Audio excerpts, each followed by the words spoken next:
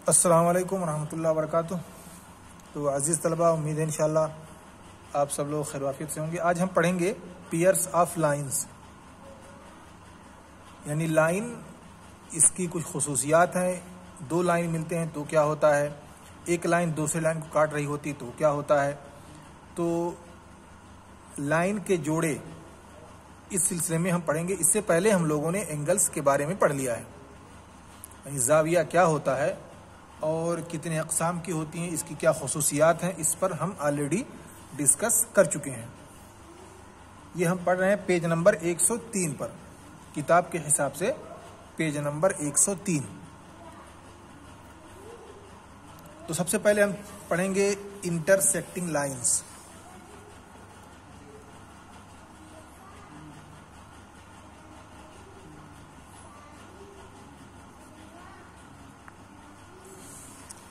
Intersecting lines का मतलब होता है तकातो, यानी ऐसी लाइन जो दूसरे लाइन को काट रही हो,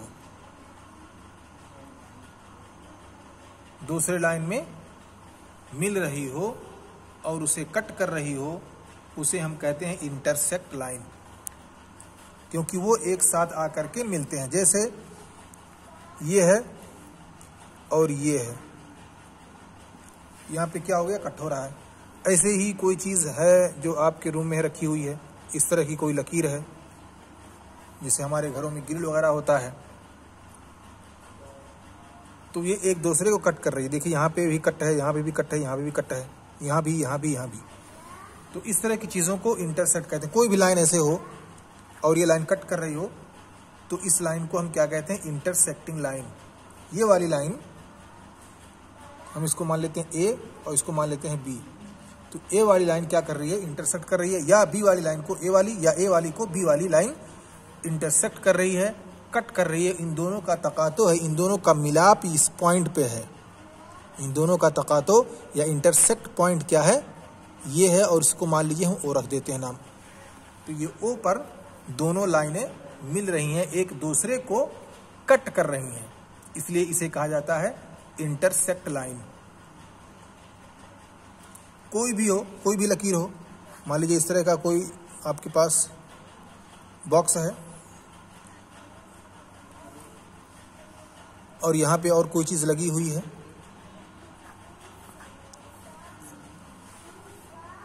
इस तरह का चौकोर कोई चीज़ आपके पास। अब यहाँ पे देखें, ये लाइन एक जिसको काट रही है इसको भी काट रही है, ऐसे ये लाइन इसको भी काट रही है और इसको भी काट रही है। तो जो लाइन किसी एक लाइन को कट कर रही है उसे हम कहते हैं इंटरसेक्टिंग लाइन। अब हम आते हैं दूसरे पॉइंट पे, ये क्लियर हो गया। हम आते हैं दूसरे पॉइंट पे, ट्रांसवर्सल लाइन।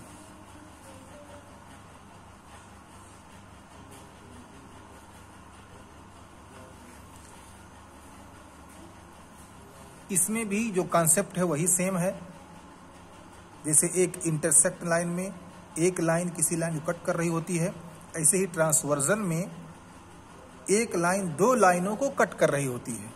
फ़र्क जो है सिर्फ वो ये कि ट्रांसवर्जन लाइन जो होती है वो दो से ज़ायद लाइनों को कट कर रही होती है और इंटरसेक्ट एक लाइन को, एक या दो या जो भी हो। इस एग्जाम्पल को हम यहाँ से समझे। हमने आपको बताया था कि यहाँ पे लाइन कट कर रही है, ये लाइन इसको कट कर इसको कट कर रही है। अब अगर एक ही लाइन दो लाइनों को लगातार कट कर रही हो तो क्या बन जाता है, वो ट्रांसवर्जल। तो इसमें देखें, दोनों एग्जाम्पल इसमें है। एक ये कि एक लाइन दूसरी लाइन को कट कर रही है और दूसरी ये कि उसी के बगल में दो लाइनें हैं और वो लाइन उन दोनों को कट कर रही है। तो अगर एक लाइन है तो उसे हम कहते हैं इंटरसेक्टिंग लाइन, और अगर दो या दो से ज़्यादा हैं और एक पॉइंट पर वो दूसरे लाइन को कट कर रही है तो उसे हम कहते हैं ट्रांसवर्जन। अब जैसे मिसाल के तौर पे ये एक रोड है, ये भी एक रोड है।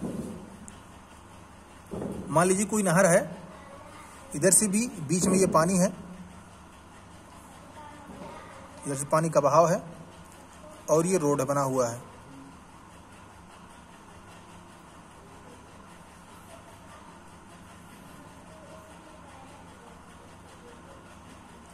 नहर के दोनों तरफ रोड है। अब कोई रोड इसे क्रॉस कर रही है, एक दूसरी रोड, मान लीजिए यहाँ पे एक रोड इसे निकला हुआ है, इसके ऊपर से पुल बना हुआ है ऐसे। अब यहाँ देखें आप कि एक लाइन यानी एक रोड दूसरे को, दोनों रोडों को कट कर रहा है, एक साथ दोनों रोडों को कट कर रहा है, इसलिए ये लाइन जो हो गया, ये वाला रोड, ये हो गया ट्रांसवर्सल।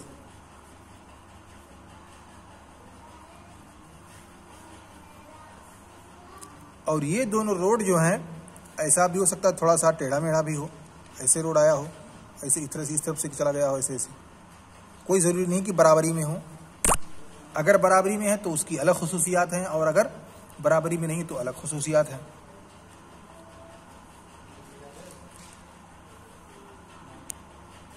तो पता चला कि अगर एक लाइन दो या दो से ज़्यादा लाइनों को कट कर रही हो तो उसे हम क्या कहते हैं? Transversal line. ठीक है। अब हम आते हैं एक तीसरी पॉइंट पे और डिस्कस करते हैं कि कोई एंगल अगर ट्रांसवर्जन से बनता है, angles made by a transversal.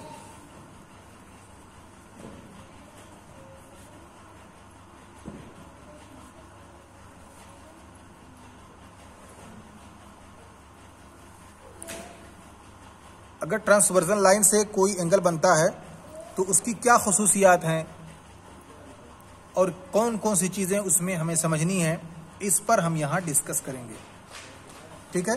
तो पहली चीज़ हम बनाएंगे एक लकीर।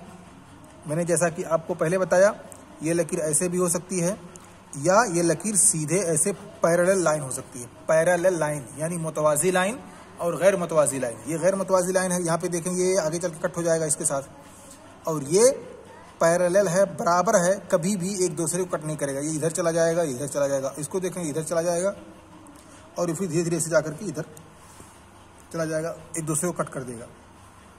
तो इसको कहते हैं पैरेलल लाइन और इसको कहते हैं गैर पैरेलल लाइन। अब अगर यहाँ पे कोई एंगल बनता है, कोई लकीर, ट्रांसवर्जन लाइन हमने इसे खींच दी, ये ट्रांसवर्जल हमने बना दिया इसको, और ये हो गया पैरेलल लाइन।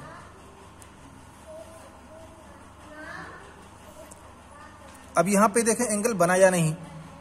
एंगल क्या कहते हैं? जाविया, यानी कोना जो बना हुआ है इसका। यहाँ पे देखें एक एंगल ये बना, एक एंगल ये बना, एक ये बना, एक ये बना, एक इधर बना, एक इधर बना, एक यहाँ बना, एक यहाँ बना। आप देखेंगे कि यहाँ पे 8 एंगल बने हुए हैं। इसको हम नाम दे देते हैं, 1 हो गया, 2 हो गया, ये 3 हो गया, ये 4 हो गया, ये 5, ये 6, ये 7 और ये 8। इस चीज़ को आप देखेंगे तो आपको 2 चीज़ें नजर आएंगी। कुछ एंगल्स ऐसे हैं जो दोनों लाइनों के बीच में हैं, इस लाइन और इस लाइन के बीच में है, जैसे 4, 3 और 5, 6, ये इन दोनों लाइनों के बीच में है, इसलिए हमको क्या कहते हैं? Interior angles. 3, 4, 5 और 6 ये क्या है? अंदर हैं, इन दोनों लाइनों के बीच में। देखो ये वाली लाइन और ये वाली लाइन, इन दोनों लाइनों के बीच में, इसलिए हम इसको कहते हैं इंटीरियर एंगल्स। इसके अलावा इसके बरक्स जो बाहर हैं, इन दोनों लाइनों के बाहर हैं, वो कौन है? 1 है, 2 है और 8 है और 7 है। इन दोनों को या इन चारों को हम क्या कहते हैं? एक्सटीरियर एंगल्स, यानी खारजी जाविया। ये अंदरूनी या दाखिली जाविया हुआ, 4 और 3, 5, 6 और 1, 2, 8, 6, ये हुआ खारजी जाविया, बैरूनी जाविया। अब यहाँ पे एक चीज और आप देखेंगे कि कुछ एंगल ऐसे हैं जो एक दूसरे के, यानी एक दूसरे के मद्दे मुकाबिल है, एक दूसरे के मकाम जैसी जगह पे हैं। इसमें आप देखें 1 और 5, यहां पे देखें ये लाइन के ऊपर है तो 5 भी लाइन के ऊपर है, ये लेफ्ट साइड में है तो ये भी लेफ्ट साइड में है। इसको भी ऐसे बना लेते हैं। यहां भी देखें इधर कोई एंगल जो है सेम जगह पे, वैसे यहां भी एंगल है सेम जगह पे है, बस फर्क ये है कि एक बाहर है और एक अंदर है। लेकिन क्या है? ये जोड़े हैं, कोरस्पॉन्डिंग जोड़े, यानी एक दूसरे के मद्दे मुकाबिल या एक दूसरे के हमसाया। ऊपर जहां पे जैसी उसकी एंगल बननी है वहां पे नीचे भी वैसे ही उसकी एंगल बननी है। ये भी लाइन के ऊपर है, ये भी लाइन के ऊपर है। तो 1 और 5 ये करस्पॉन्डिंग एंगल्स हैं। ऐसे ही 2 और 6, यहाँ पे 2 है, यहाँ पे 6 है, ये भी करस्पॉन्डिंग एंगल्स हैं।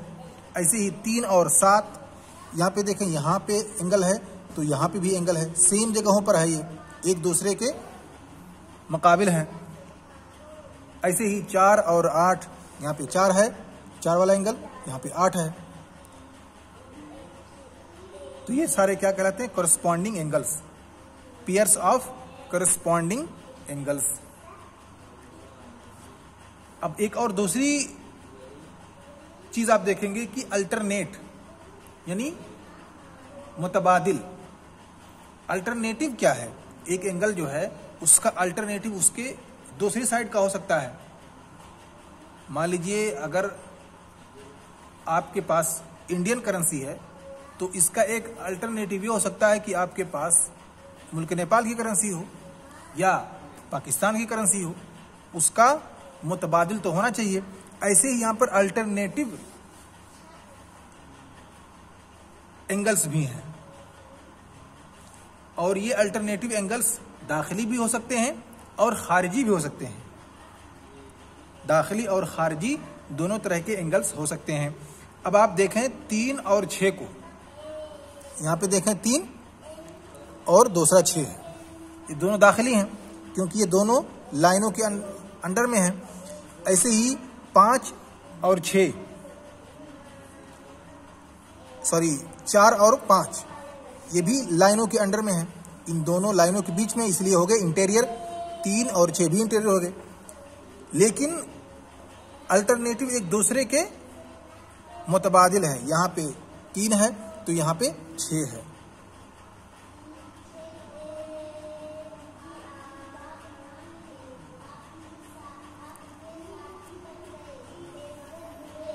ऐसे ही जो एक्सटीरियर है वो उसका एक दूसरे का मुतबादिल या अल्टरनेट एक्सटीरियर एंगल ये है 2 और 7, ऐसे ही 1 और 8।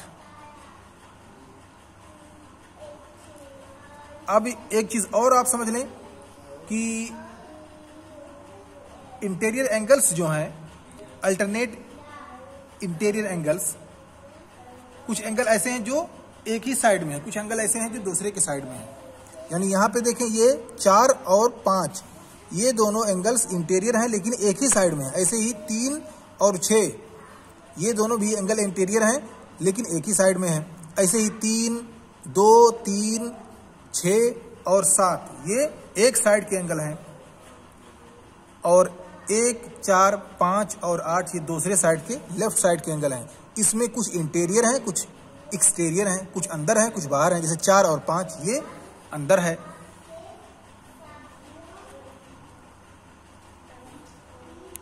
तो ये रही चंद खुसूसियात जिसे हमने यहाँ पे पढ़ा और समझा।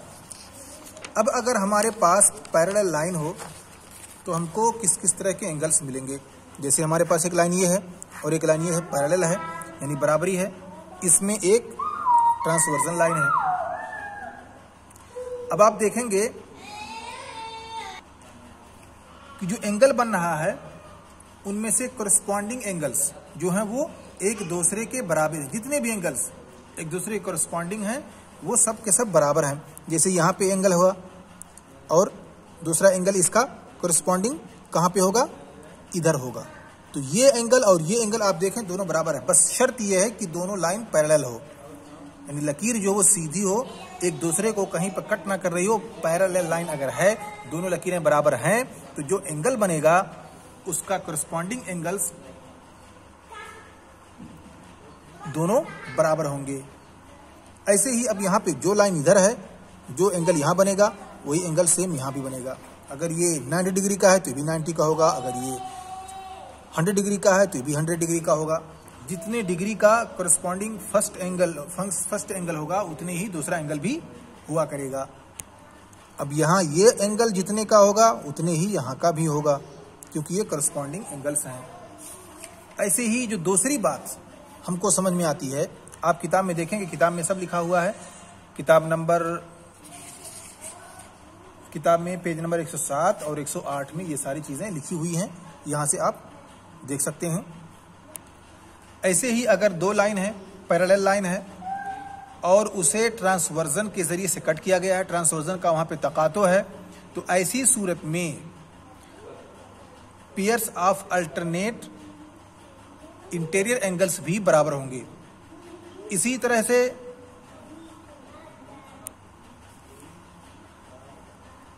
अगर दो पैरेलल लाइन को ट्रांसवर्जन के जरिए से कट भी किया गया है तो एक साइड वाले एंगल्स जो होंगे, एक साइड वाले इंटीरियर एंगल्स जो होंगे वो एक दूसरे के मुकम्मल करने वाले होंगे, यानी सप्लीमेंट्री होंगे। यानी उन दोनों का जोड़ 180 डिग्री का होगा। तो इस सबक में ये चंद बुनियादी बातें थीं जिसे हमने समझा, और अब इंशाल्लाह अगले क्लास में हम मिलेंगे नए चैप्टर के साथ।